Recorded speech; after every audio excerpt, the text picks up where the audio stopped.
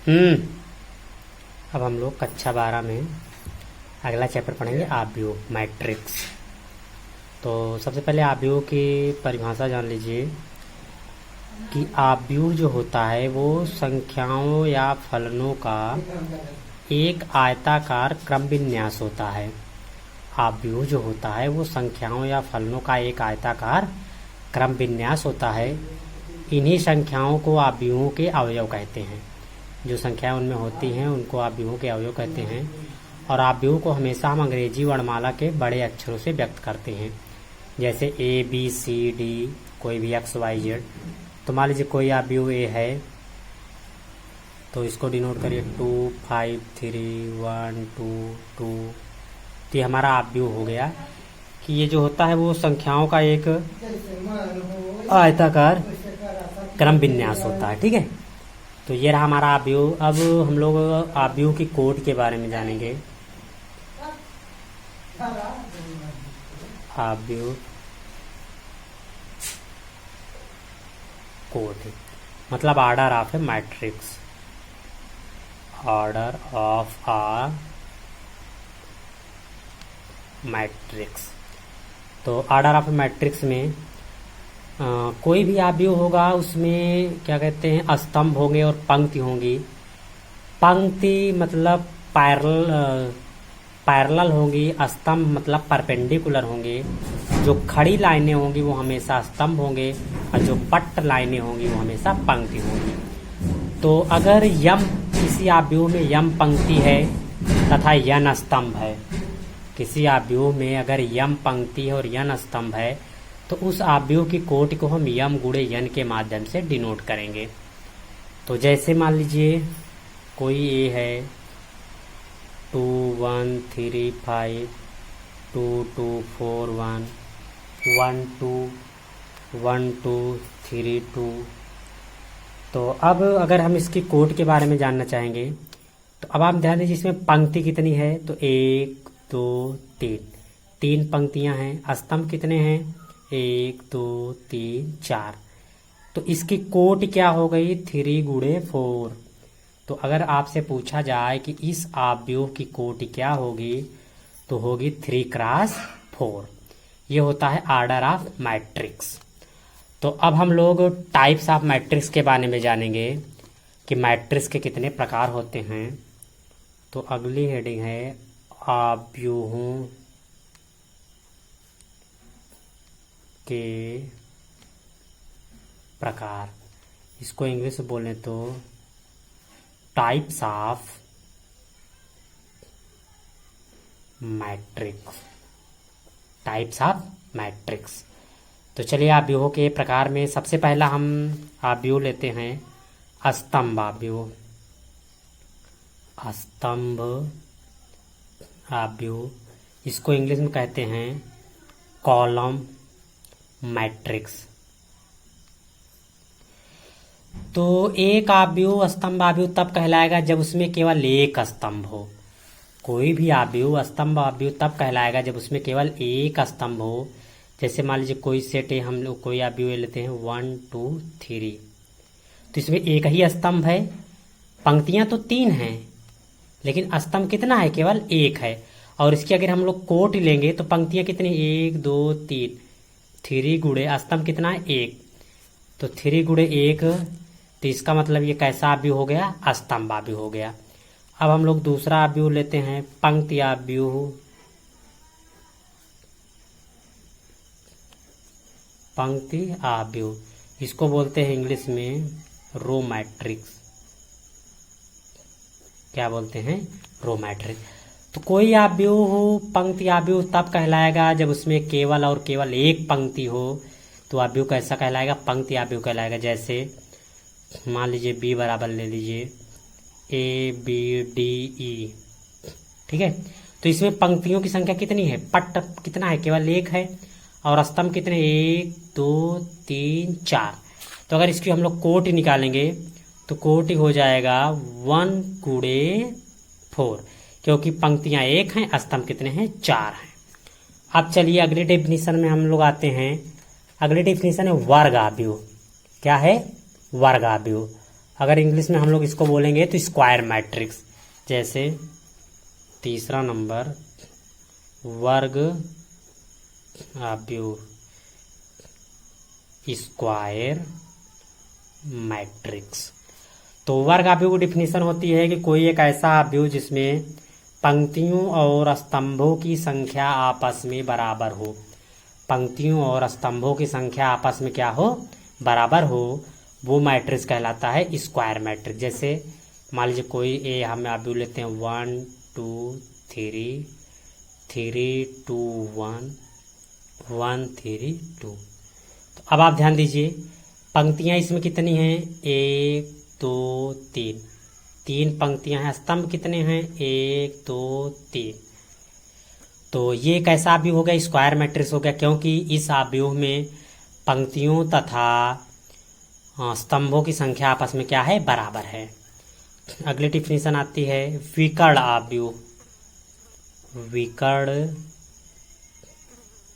आव्यूह इसको इंग्लिश में बोलते हैं डायगोनल मैट्रिक्स। देखिए आप लोग इंग्लिश पर विशेष ध्यान दीजिएगा, कोई भी डिफिनीशन होगी उसकी इंग्लिश जानने का इसलिए प्रयास करिएगा क्योंकि आप लोग अगर आगे चल के पॉलिटेक्निक या IRT या BSc वगैरह करते हैं तो आपको वहाँ टोटल इंग्लिश टू इंग्लिश मिलेगा, वहाँ पे आपको हिंदी कहीं दिखाई नहीं पड़ेगी। तो इस वजह से अगर आप अभी थोड़ा थोड़ा इंग्लिश जानने का हर सब्जेक्ट में प्रयास करेंगे तो काफ़ी बेटर रहेगा। तो चलिए विकर्ण आव्यूह, इसकी परिभाषा ये होती है कि एक ऐसा आव्यूह जिसके विकर्ण एलिमेंट के अलावा सभी अवयव शून्य होते हैं। विकर्ण एलिमेंट के अलावा सभी अवयव क्या होते हैं, शून्य होते हैं, वो विकर्ण आव्यूह कहलाता है। जैसे 1 0 0 2 0 1 0 0 0 2। तो अब आप देखिए यहाँ पे जो डायगोनल एलिमेंट है वो तो हैं 1 1 2, लेकिन उसके अदर जितने भी एलिमेंट हैं सभी क्या हैं, 0 हैं। तो इस प्रकार के आव्यूह विकर्ण आव्यूह कहलाते हैं। 5वां नंबर है अदिश आव्यूह।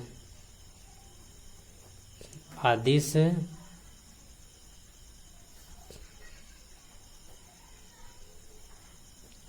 आव्यूह, इसको इंग्लिश में बोलते हैं स्केलर मैट्रिक्स।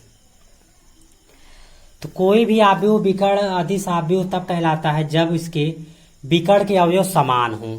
विकर्ण के अवयव क्या हों, समान हों, और बाकी सभी एलिमेंट 0 हों। जैसे कोई ले लीजिए 2 0 0 0 2 0 0 0 2। तो ये मैट्रिक्स किस कोड की है, 3 पंक्तियां हैं, 3 स्तंभ हैं, तो 3 क्रॉस 3 की।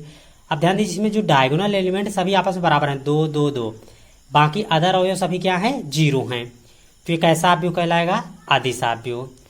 तो 6वां आव्यूह आता है तत्समक आव्यूह। तत्समक आव्यूह, इसको इंग्लिश बोलते हैं आइडेंटिटी मैट्रिक्स। ये रहा आपका तत्समक आव्यूह। इसकी परिभाषा यह होती है कि एक कोई वर्ग आव्यूह हो, मतलब जिसके कोट समान हो, पंक्तियों और स्तंभों की संख्या समान हो, वह तत्समक आव्यूह तब कहलाएगा जब उसके डायगोनल एलिमेंट 1 हों। डायगोनल एलिमेंट 1 ही हों और बाकी अदर एलिमेंट 0 हों। जैसे डायगोनल में 1 हो, बाकी सब क्या हो, 0 हो। ये 2 क्रॉस 2 की हो गई। और मान लीजिए कोई अदर मैट्रिक्स है 1 0 0 0 1 0 0 0 1, तो ये भी मैट्रिक्स क्या कहलाएगी, तत्समक कहलाएगी, क्योंकि इसके डायगोनल एलिमेंटों की संख्या एलिमेंट क्या है, 1 है, बाकी अदर एलिमेंट सभी क्या है, 0 हैं। अब इसमें लास्ट डिफिनीशन आती है शून्य आव्यूह। शून्य आव्यूह, इसको इंग्लिश बोलते हैं जीरो मैट्रिक्स। क्या बोलते हैं, जीरो मैट्रिक्स। तो इसकी परिभाषा होती है कोई आव्यूह जिसके सभी अवयव क्या हों, 0 हों, तो कैसा आव्यूह कहलाएगा, शून्य आव्यूह कहलाएगा। तो चलिए देखिए कोई डिफिनीशन ले लीजिए ए। अब इसमें तो सभी 0 होंगे, चाहे 3 क्रॉस 3 का होगा, चाहे 2 क्रॉस 2 का होगा, सभी अवयव क्या हैं, 0 हैं। ये 3 क्रॉस 3 का हो गया, ये 2 क्रॉस 2 का हो गया। पहले आप लोग कोटि एक बार फिर समझ लीजिए। कोटि हमेशा वो होती है पंक्तियों की संख्या तथा स्तंभों की संख्या। ये आगे वाला जो होता है वो पंक्तियों की संख्या होता है, पीछे वाला स्तंभ की संख्या। तो एक पंक्ति, दो पंक्ति, तीन पंक्ति, तो तीन पंक्ति हो गया, एक स्तंभ, दो स्तंभ, तीन स्तंभ, तो तीन स्तंभ हो गया। तो इसकी कोटि क्या हो गई? 3x3। अब हम लोग इसमें लास्ट डिफिनेशन में आते हैं, आव्यूहों की समानता। आव्यूहों की समानता, इक्वलिटी ऑफ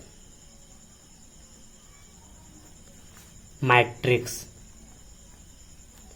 आव्यूहों की समानता ये होती है कि कोई भी दो आव्यूह होंगे, मान लीजिए ए है, बी है, 2 1 2 3, 2 1 2 3। तो इसकी परिभाषा ध्यान समझ लीजिएगा। पहली कंडीशन इसमें होनी चाहिए कि उसकी कोटि बराबर होनी चाहिए। कोटि का मतलब अगर ये 2x2 की है तो ये भी 2x2 की होनी चाहिए, मतलब दो पंक्तियां दो स्तंभ, दो पंक्तियां दो स्तंभ। ये पहली कंडीशन हो गई कि उनकी कोटियां हमेशा क्या होती है? समान होनी चाहिए। दूसरा, उनके संगत अवयव बराबर हों, मतलब इसका पहला इसके पहले के बराबर हो, ये भी दो है, ये भी दो है।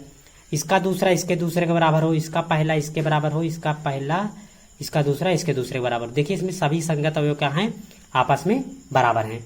तो जब ये कंडीशन दोनों फॉलो होगी तो ऐसे आव्यूहों को हम लोग आव्यूहों की समानता कहते हैं। अब हम लोग प्रश्नावली 3.1 पढ़ेंगे।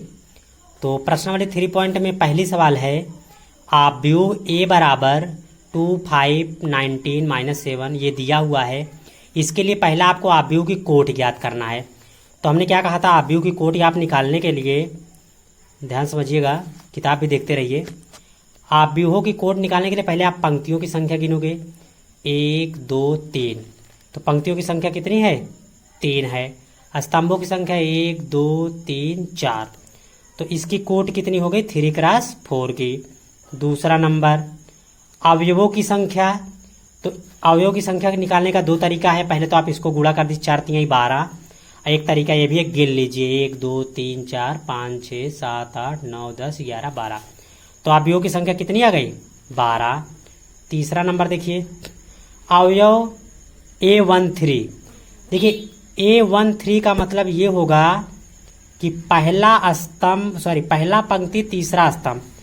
तो पहली पंक्ति ये है, पहली पंक्ति तीसरा स्तंभ ये है।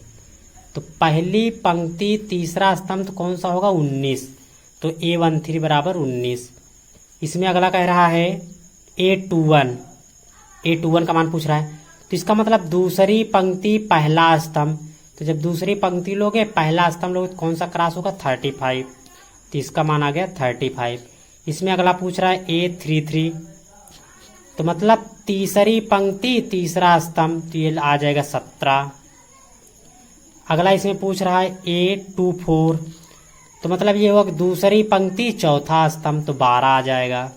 जहां क्रॉस करेंगे वही वाला होगा। लास्ट इसमें पूछ रहा है A23 बराबर, तो दूसरी पंक्ति तीसरा स्तंभ, तो 5/2। ऐसे आप क्रॉस करके ले लेंगे, जो आपको क्रॉस होगा वही आपका स्तंभ और कोटि उसकी हो जाएगी। अब सवाल नंबर 2 कह रहा है, यदि किसी अवयव में 24 अवयव हैं तो इसकी संभव कोटियां क्या होंगी? ध्यान दीजिए, 24 अवयव हैं तो इसकी संभव कोटियां क्या होंगी? तो चलिए आप लोग ध्यान दीजिए, 24 अवयव वाली की संभव कोटियां हम निकालने चल रहे हैं। देखिए, पहला तो मान लीजिए 12 गुणे 2 का, मान लीजिए 12 पंक्तियां 2 स्तंभ हैं, तो 12 गुणे 2। मान लीजिए एक पंक्ति है 24 स्तंभ है, 24 गुणे 1। इसका उल्टा भी होगा, 1 गुणे 24। 12 गुणे 2 है तो 2 गुणे 12 भी होगा। अब मान लीजिए 2 के बजाय 3 हम चलते हैं, तो 3 8 24, 8 तिरिक 24। 3 के बाद अगर हम लोग 4 पे चलते हैं तो 4 छंग 24, 6 चौक 24। अब इसमें अगर 5 में चलते हैं तो 5 में कोई सी ऐसी संख्या नहीं जिसका गुणा करने पे हम 24 प्राप्त कर लें। तो ऐसे ही निकालिएगा। 6 का हम ऑलरेडी निकाल चुके हैं। अब दूसरी सवाल तक यहीं तक बताते हैं, बाकी जो इसके आगे सवाल होंगी उसको हम नेक्स्ट क्लास में आपको बताएंगे। और जो चीज़ें ना समझ में आए आप कमेंट बॉक्स में कमेंट करके ज़रूर पूछ सकते हैं।